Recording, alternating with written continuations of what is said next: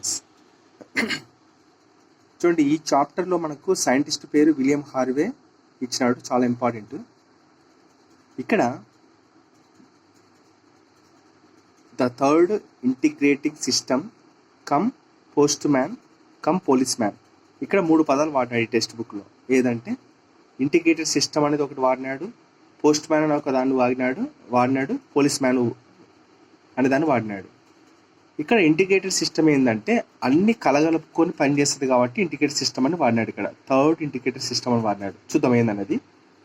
కానీ post man అని ఎందుకు వాడినాడంటే మన శరీరంలో బ్లడ్, లింఫ్ ఇవన్నీ ఫ్లూయిడ్ రూపంలో ఉంటాయి కదా, ఇవి రెస్పిరేటరీ గ్యాసెస్ని తీసుకెళ్తాయి, గుర్తుపెట్టుకోండి, హార్మోన్స్ని తీసుకెళ్తాయి. ఓకే, జనరల్గా మనకు బ్లడ్ రెస్పిరేటరీ గ్యాసెస్ని హార్మోన్స్ని తీసుకెళ్తాయని మనకి ఎగ్జామ్ హాల్లో గుర్తొస్తుంది. కానీ లింఫ్ అనేది హార్మోన్స్ని తీసుకెళ్తుందా అని అడిగినప్పుడు డౌట్ వస్తుంది. సో ఇక్కడ ఖచ్చితంగా ఏంటంటే లింఫ్ అనేది హార్మోన్స్ కూడా మనకు ట్రాన్స్ఫర్ చేస్తుంది. అందుకే దీన్ని పోస్ట్ మ్యాన్ అన్నారు, పోస్ట్ మ్యాన్ జాబ్ అన్నారు. మరి పోలీస్ మ్యాన్ జాబ్ దేనికి అంటే మనకు బ్లడ్ వాస్కులర్ సిస్టమ్ ఉంది. అంటే ఏంది బ్లడ్ వాస్కులర్ సిస్టమ్ అంటే? చూడండి, ఇప్పుడు మీరు ఏదైతే చూస్తున్నారో ఇదంతా మొత్తం బ్లడ్ వాస్కులర్ సిస్టమ్. నేను మాట్లాడేది బ్లడ్ గురించి కాదు, బ్లడ్ వాస్కులర్ సిస్టమ్. చూడండి ఎలా ఉంది నెట్వర్క్, ఇదనమాట. సో దీనిని ఏమన్నారంటే పోలీస్ మ్యాన్ జాబ్ అని అంటారు అన్నమాట టెక్స్ట్ బుక్లో.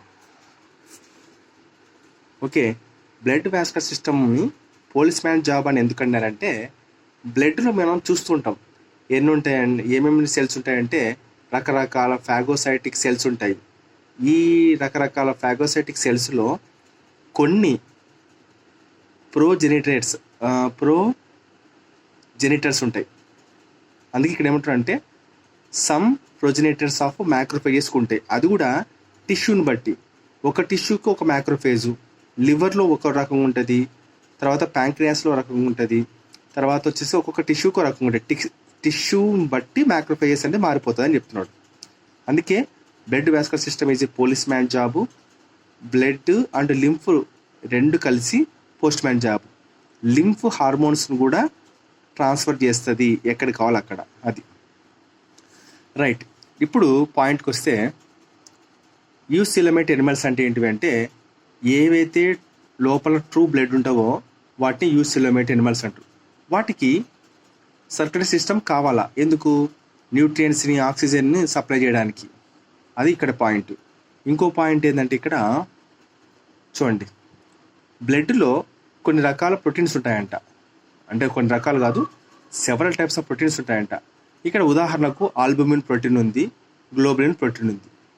ఈ ఆల్బుమిన్ ప్రోటీన్ ఏం చేస్తా అంటే తెలుసా? క్యాపిలరీ ఆస్మోటిక్ ప్రెజర్ను ప్రొవైడ్ చేస్తుంట. క్యాపిలరీ ఆస్మోటిక్ ప్రెజర్ను ప్రొవైడ్ చేస్తుంది.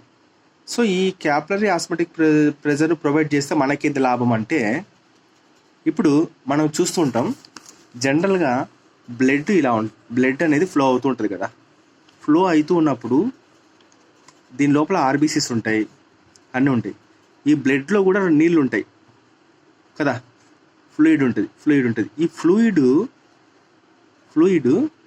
ఫ్లూయిడ్ను ఇదేం చేస్తా అంటే to prevent the excessive loss of fluid from blood. రక్తంలో ఉన్న ఫ్లూయిడ్ అనేది ఎక్సెసివ్ లాస్ కాకోకుండా చేసేదే ఈ ఆల్బుమిన్ ప్రోటీన్. ఏది? Albumin protein. ఈ ఆల్బుమిన్ ప్రోటీన్ తర్వాత ఇంకో పని ఏం చేస్తుందంటే helps maintain its normal consistency. అంటే ఏంది? బ్లడ్ ఎంత మోతాదులో ఉండాలని మెయింటైన్ చేసేది కూడా ఆల్బుమిన్ ప్రోటీన్ అనమాట. ఆల్బుమిన్ ప్రొవైడ్స్ క్యాపిలరీ ఆస్మోటిక్ ప్రెజర్ని చేస్తుంది. దీని ద్వారా to prevent the excessive loss of fluid from blood and maintain its normal consistency. ఇదొకటి. నెక్స్ట్ మనకు ఇదే బ్లడ్ అనేది మనకు దెబ్బ తగిలినప్పుడు బయటకు వెళ్ళకోకుండా బ్లడ్ క్లాటింగ్ ఫ్యాక్టర్స్ ఉన్నాయి. బ్లడ్ క్లాటింగ్ ఫ్యాక్టర్స్ దీంట్లో మేజర్ ఏంటంటే fibrinogen, prothrombin play a vital role in clotting of blood to prevent excessive bleeding. ఇది ఎక్సెసివ్ బ్లీడింగ్ని అరికడుతుంది. ఇది రక్తంలోని ఫ్లూయిడ్స్ను అరికడుతుంది అన్నమాట. అంటే ఏంటి, లాస్ కాక కూడా అరికడుతుంది. ఏది, ప్రోటీన్స్, ఆల్బుమిన్, గ్లోబులిన్స్. దేని ద్వారా అంటే క్యాపిలరీ ఆస్మోటిక్ ప్రెషర్ని కల్పించడం ద్వారా, ప్రొవైడ్ చేయడం ద్వారా, right. So blood carries various hormones to body parts from the organs of their secretion and help the coordination of the body. కాబట్టి deserves to be reckoned as a third integrating system. Okay, మనకు third integrating సిస్టమ్ను ఎందుకంటారంటే ఇట్లా విధంగా ఉంటుంది. Blood